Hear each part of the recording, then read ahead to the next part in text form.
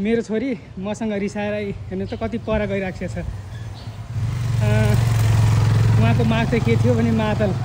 उहाँले सोध्नुभयो मादल ल्याउनुभयो बाबा, मैले भने कि जाउँला नि किन्न, 2-4 दिनपछि किनौँला भनेको।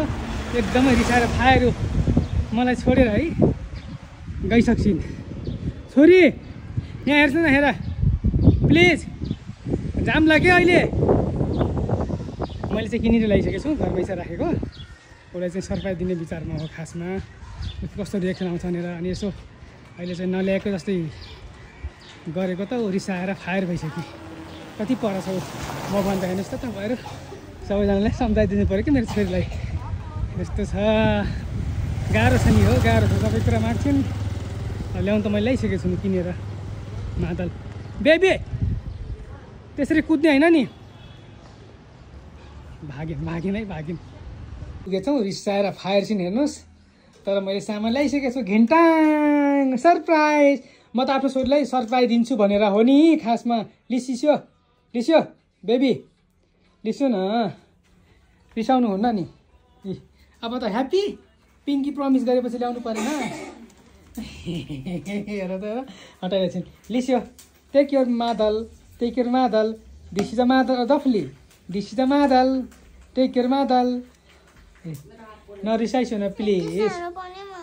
खुसी त छैनिन् है अझै पनि मेरो छोरी। सानो भयो रे मादल, घिन्टाङ बोजेर भन्छन्, खै के हो बुझ्नै गाह्रो छ। मादल त ल्याउनु त ल्याइदिएँ, अझै मन पराएन रे मेरो छोरीलाई। के गर्ने होला बाबै, तपाईँहरूको छोरीहरू कसरी सताउँछन् बच्चाहरू। मेरो छोरीले लास्तै गर्छिन् है। ल स्कुल ड्रेसमै जुन्सिन्छ, स्कुल युनिफर्ममै। खै त ए आफै मिलाउँछिन्। हो माई गड, सकिन्न त अब। हो बाफ्रे। ल छिटो बजाइसियो। घिन्टाङ खै त आफै मिलाउँदैछिन्। मलाई त केही पनि आउँदैन मादलको बारेमा। त सिपालु होइसिन्छ मेरो छोरी। हेर्नुहोस् त तपाईँहरूको बच्चाहरू कतिको माग्छन् सामानहरू। मेरो छोरीले त मादल मागेर है हैरान गरेर मैले आज किनेर ल्याएको।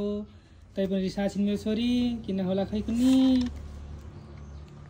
अब त ह्याप्पी होइसिन्छ सायद। ह्याप्पी होइसिन्न अझै पनि? वाइ किन छोरी? यति सानो मादल पनि बच्छ र?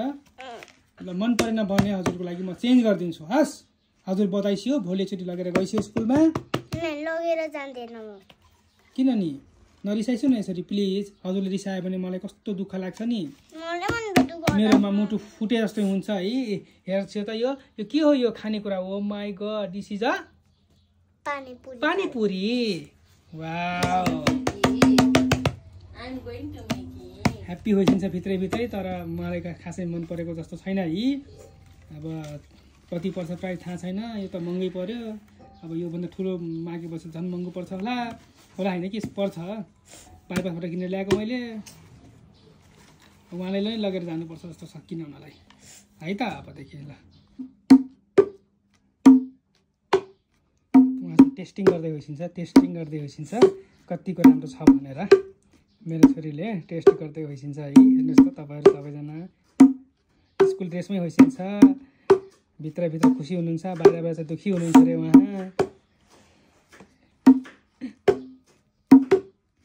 राम्रो छ।